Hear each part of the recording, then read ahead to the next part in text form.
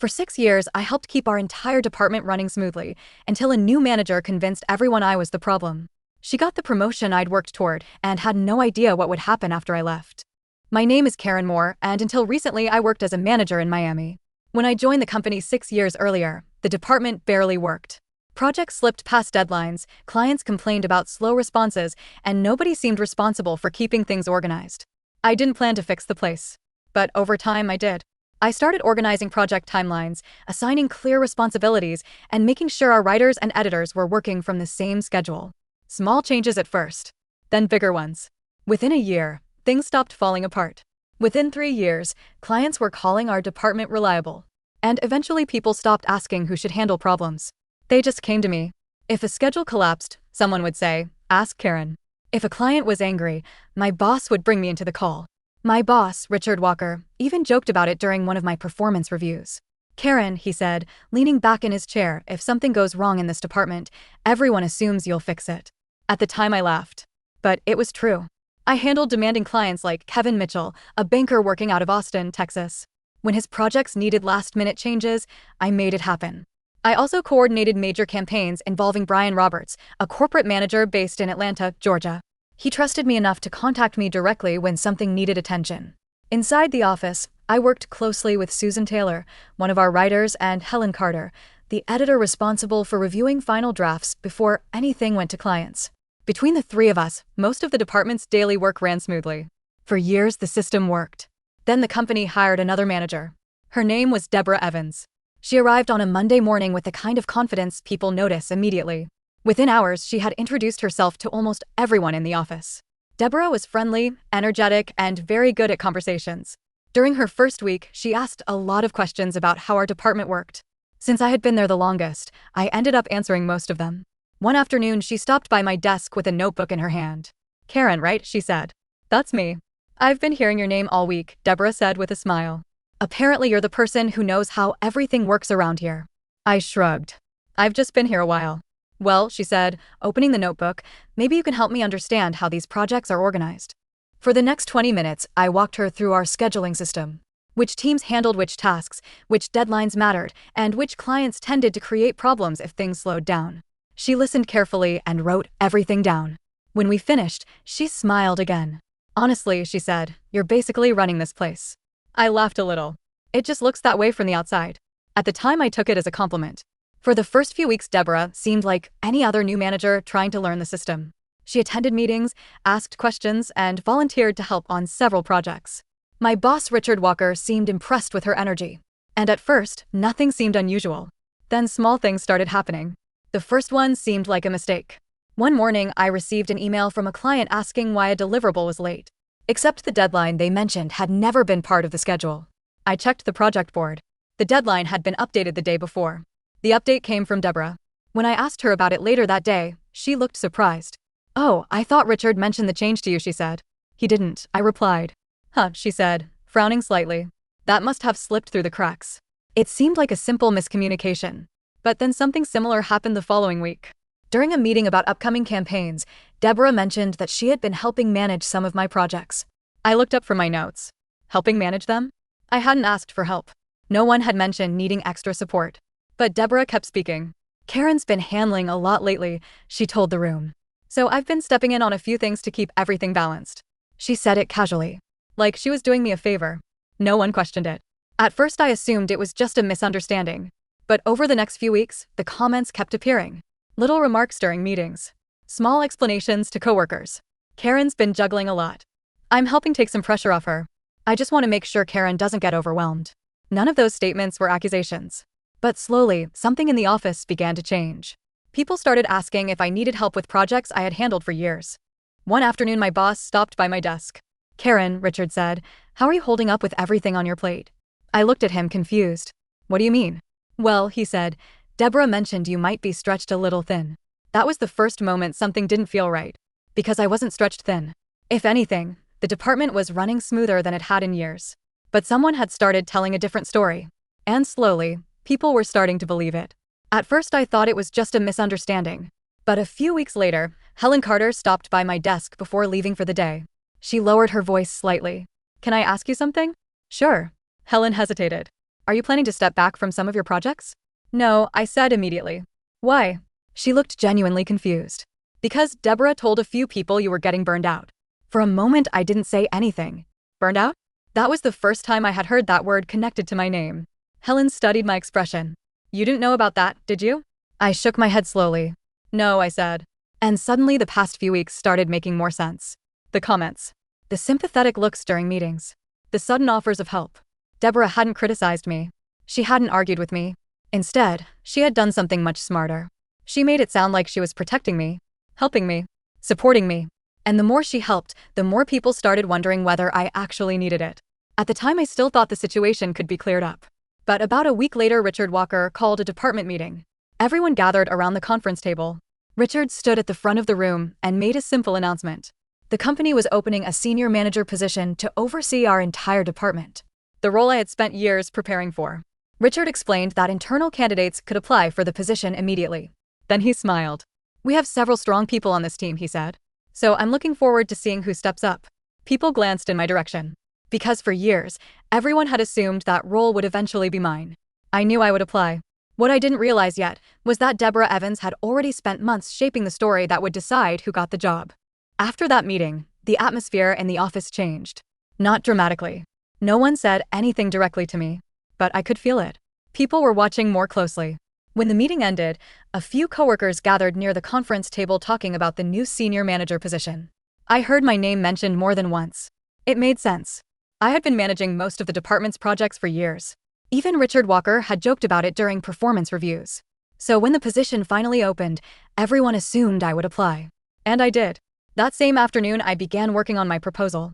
The company required internal candidates to submit a plan explaining how they would lead the department. Most of what I wrote wasn't new ideas. It was the systems I had already built. Clearer project timelines. Better coordination between writers and editors. Stronger communication with long-term clients like Kevin Mitchell in Austin and Brian Roberts in Atlanta. By the time I finished writing it, I felt confident. Not arrogant. Just certain. But over the next few weeks, something else became clear.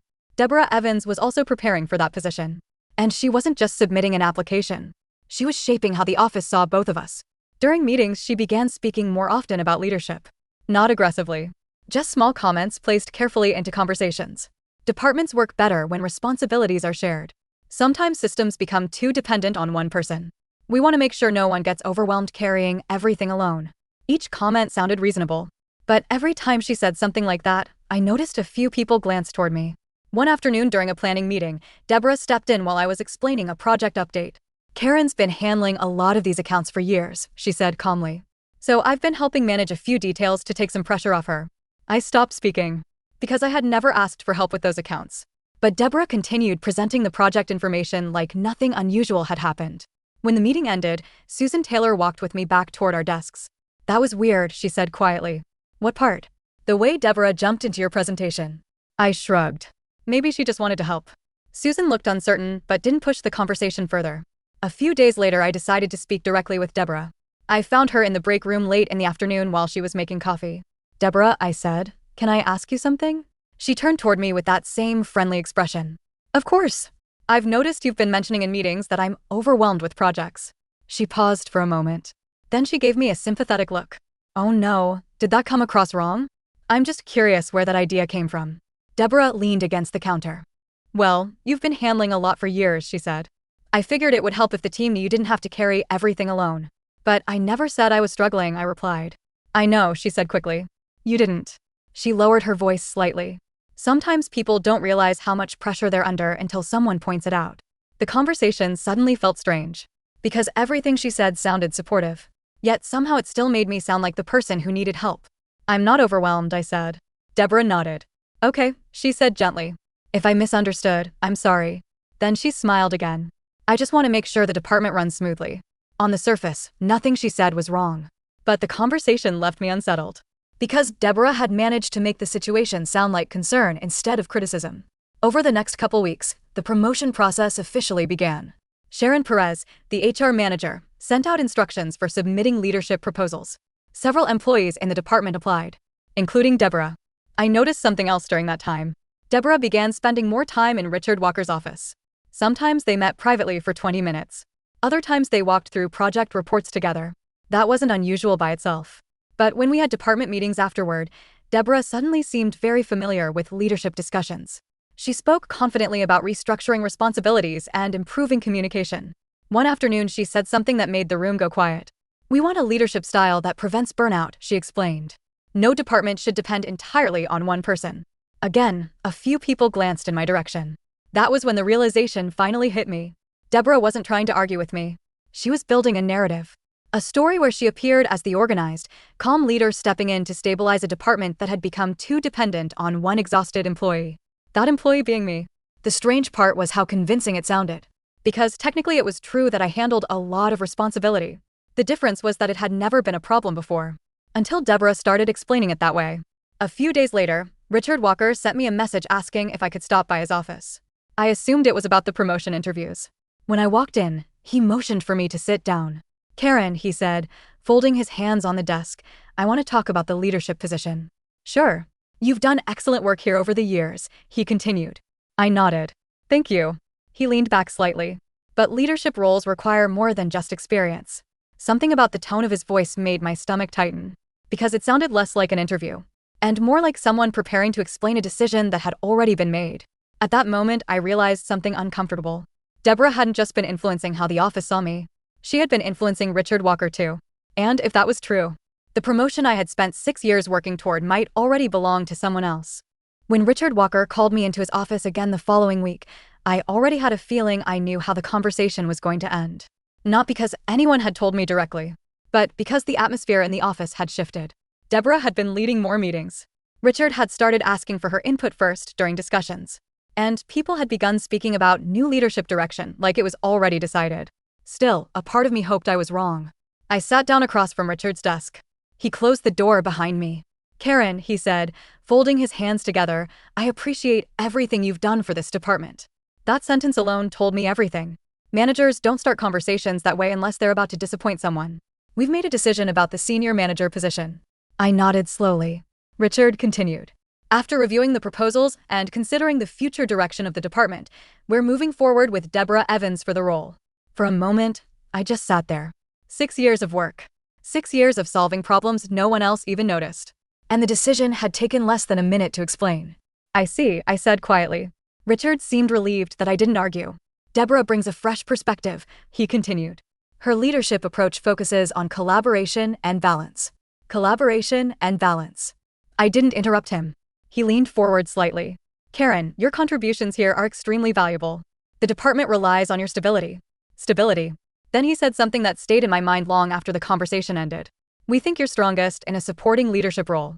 Supporting role. For 6 years, I had been running half the department. But now that work was being described as support. I nodded once. Understood. Richard looked genuinely grateful that I wasn't making the conversation difficult. "I hope you'll continue helping Deborah transition into the role," he added. "Of course," I replied.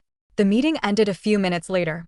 When I stepped back into the office, everything looked the same. People typing at their desks. Phones ringing. Someone laughing near the break room. But something inside me had shifted. Later that afternoon, the official announcement was sent out. Deborah Evans had been promoted to senior manager. People congratulated her as she walked through the office shaking hands and thanking everyone for their support. Eventually, she stopped by my desk. "Karen," she said warmly, "I really hope we can work closely together moving forward." I looked up from my screen. "Of course. You have so much experience with the department," she continued. "Honestly, I'll probably rely on you quite a bit." The sentence sounded friendly. But the meaning was clear. She had the title. I would still be doing much of the work. For the next couple months, that's exactly how things played out. Deborah began assigning tasks that used to belong to her role. "Karen, could you join the call with Kevin Mitchell tomorrow? He usually prefers speaking with you." "Karen, can you walk me through how the Atlanta campaign works with Brian Roberts?" "Karen, could you review this project schedule before I send it out?" Every request sounded reasonable. And each time I helped. Not because I was trying to impress anyone. Mostly because part of me still cared about the department. But slowly I began noticing something else. There were entire parts of the system Deborah didn't fully understand. Vendor coordination. Client expectations. Project scheduling during high-demand weeks. Most of that knowledge wasn't written down anywhere. It came from experience. And that experience belonged mostly to me. One afternoon, we had a conference call with Kevin Mitchell in Austin. Halfway through the conversation, Kevin asked a question about a scheduling change for one of his campaigns. Deborah hesitated. She looked down at the documents in front of her. I stepped in and explained the situation. Kevin laughed lightly. Good thing Karen's still there, he said. She's the one who always keeps these projects moving. Deborah smiled politely. But I noticed the brief tension in her expression. After the call ended, she turned to me. Thanks for clarifying that, she said. No problem. Still learning some of the details. Some of the details. I didn't respond. Because those details were exactly what kept the department running. Over the next few weeks, the same pattern repeated. Whenever something complicated appeared, Deborah came to me. Karen, do you remember how we handled this situation last year? Karen, could you explain how this timeline usually works? Karen, can you double-check this before I send it to the client? At some point, I realized something important. Deborah hadn't replaced me. She had replaced the title I should have had. But the work was still happening through me. One evening, I stayed late finishing a project report. Most of the office had already gone home. As I packed my bag, Helen Carter walked past my desk. You're still here, she asked. Just finishing something. She hesitated for a moment before speaking again. Can I ask you something? Sure. Helen lowered her voice slightly. Are you actually okay with how the promotion turned out? I leaned back in my chair. It's fine. She studied my expression. Karen, everyone in this office knows how much of the system you built. I didn't answer. Helen continued. And now Deborah's running the department like she built it. I looked down at the paperwork on my desk. What do you think I should do? I asked quietly. Helen thought about the question. Then she shrugged. I don't know, she said. But if I were you, I'd start thinking about other options. Other options. That phrase stayed with me long after she left the office. Because the truth was, I had already started thinking about them. And the more I thought about the situation, the clearer something became. Deborah thought she had won. But she didn't fully understand what she had taken over. The department ran smoothly because I had spent 6 years quietly holding it together. And for the first time since the promotion announcement, I started wondering what would happen if I simply stopped. A few days after that conversation with Helen Carter, I went home, opened my laptop, and updated my resume. Not dramatically. No angry emails. No confrontation. I just started listing everything I had actually done over the past 6 years. Project coordination. Client management. Crisis resolution when deadlines collapsed. The systems I had built that kept writers and editors working on the same schedule. Seeing it written down made something very clear. I hadn't imagined my role in that department. I really had been carrying a large part of it. Within a couple of weeks, I began sending applications quietly after work. No one in the office knew. Not Helen. Not Susan Taylor. And definitely not Deborah Evans. The interviews started coming in quickly. One company in San Diego, California stood out right away.